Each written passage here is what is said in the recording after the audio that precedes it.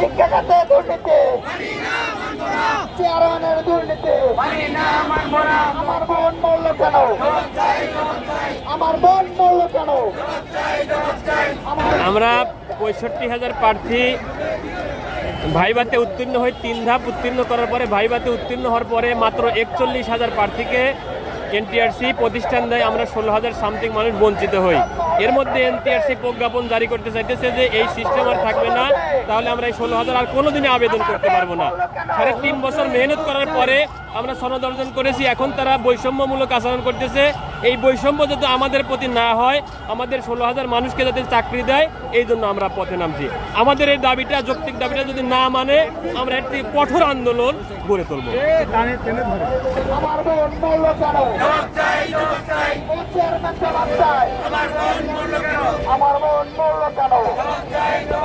শিক্ষা খাতে দুর্নীতি মানি না, মানবো না,